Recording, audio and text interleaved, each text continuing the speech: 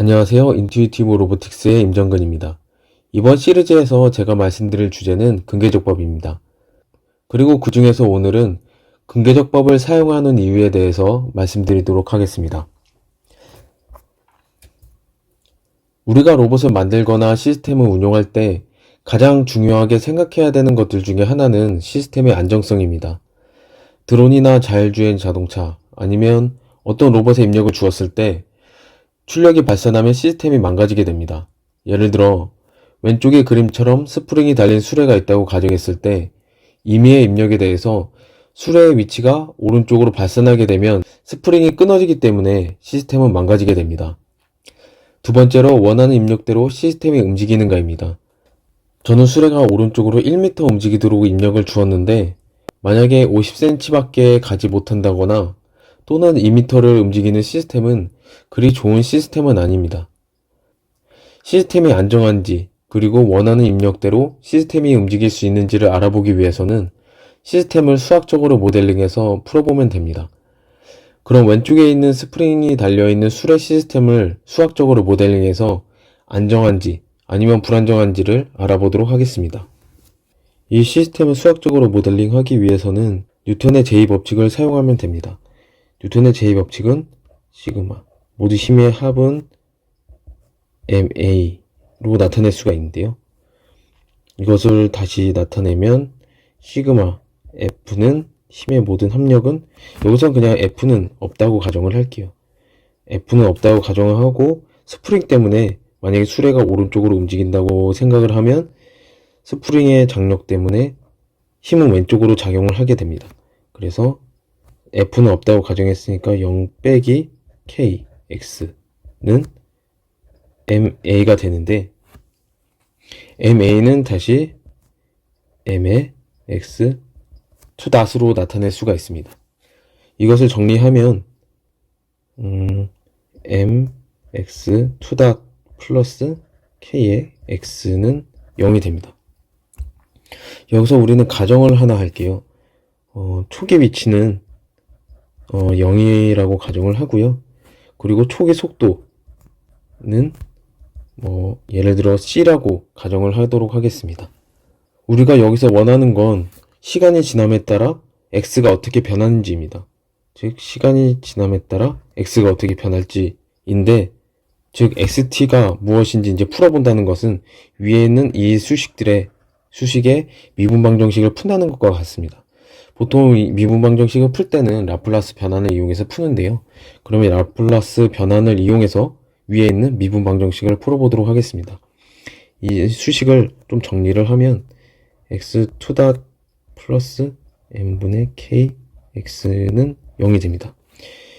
이 식을 라플라스 변환하면 x2 플러스 n분의 k x는 0이 되고 라플라스 변환을 하면 s제곱에 x의 s 마이너스 s의 x 초기값 마이너스 x 프라임의 x 닷의 초기값 플러스 n분의 k의 xs는 0이 됩니다. 초기 위치는 0이라고 했으니까 이게 0으로 날아가고요. 그리고 초기 속도는 c라고 했었죠. 이거를 xs로 묶어줍니다.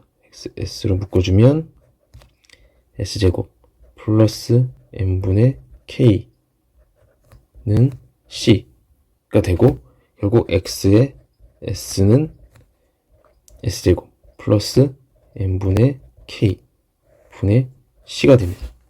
즉 이거를 블록 다이어그램으로 나타내면 이렇게 s제곱 플러스 n분의 k 분의 c 이게 x의 s가 되겠고 이게 이거의 출력이 ys 여기에 입력은 rs가 됩니다. 네, 그러면 계속 풀어보도록 하겠습니다. 이것은 s의 플러스 루트 n분의 k i s 마이너스 루트 n분의 k i 분의 c가 됩니다. 이것을 복소 평면으로 나타내면 이렇게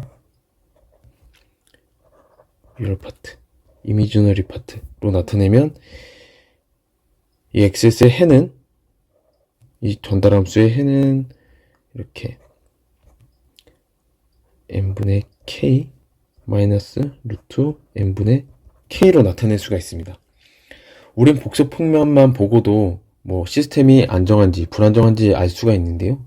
보통 왼쪽에 있으면 안정, 오른쪽에 있으면 불안정, 이 가운데 있으면 임계 안정. 그래서 그 뭐 진동도 포함을 하게 됩니다.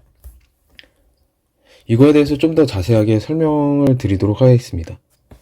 뭐 예를 들어 설명드리면, 만약에 x, s가 예를 들어 s 플러스 1분의 1이었다. 이렇다고 가정하면 s는 마이너스 1이 됩니다. 이것을 복소평면으로 그리면 리얼 파트, 이미지너리 파트, s는 여기 마이너스 1이 되겠죠?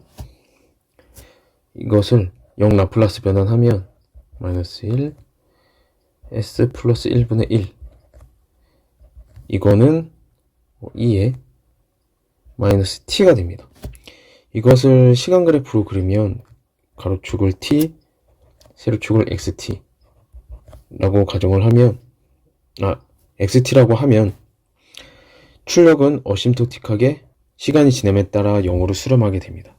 결국 시간이 지남에 따라서 우리가 원하는 값에 수렴할 수 있게 됩니다.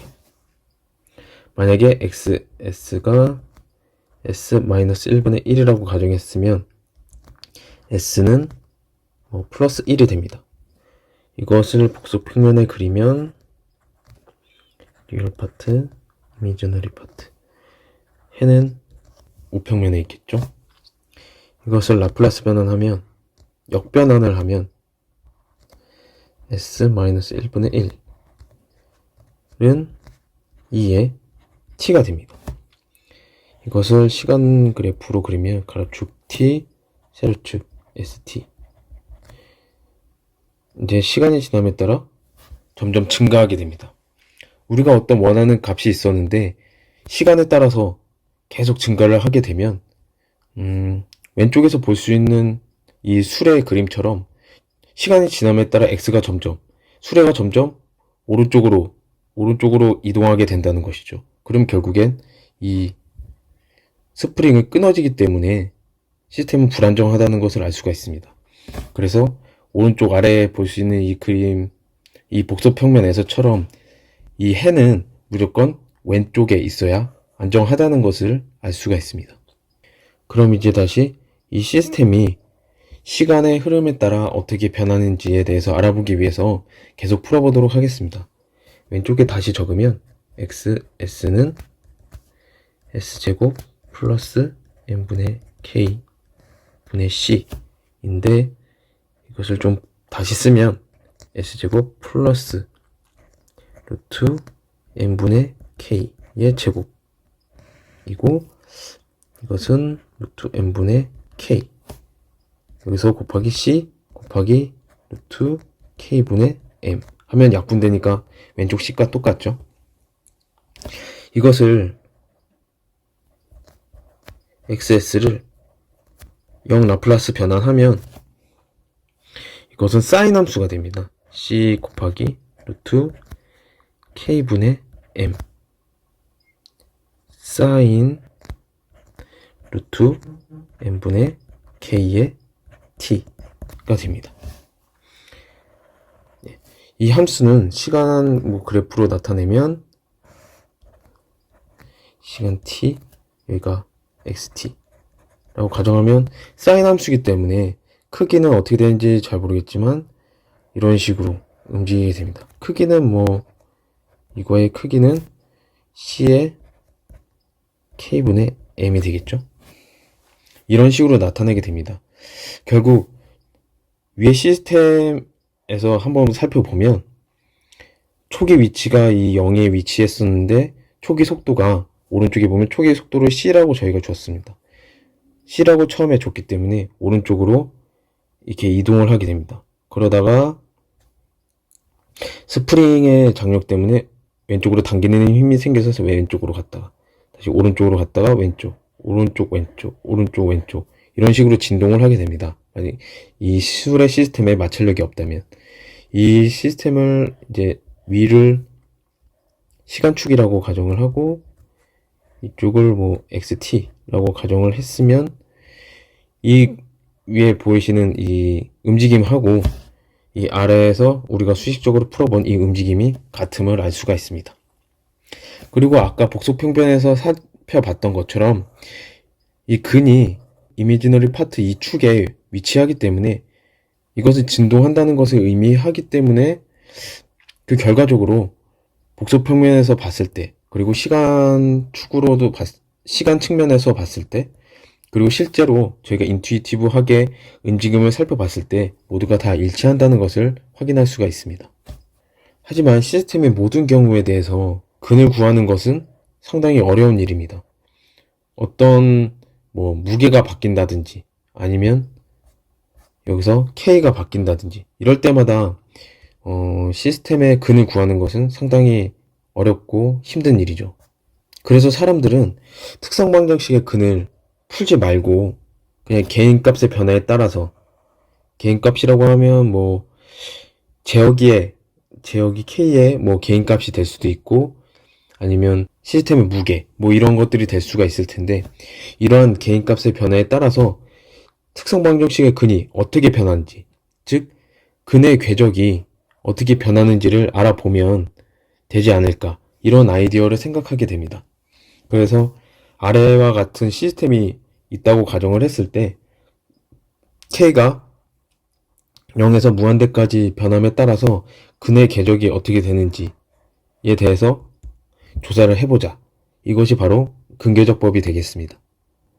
그래서 근의 궤적을 조사했을 때 복속평면은 우평면을 지나지 않으면 안정하다 라고 볼 수 있으니까 근의 궤적이 복속평면의 우측을 지나는지 지나지 않는지를 확인하면 시스템이 안정한지 불안정한지를 확인할 수가 있습니다.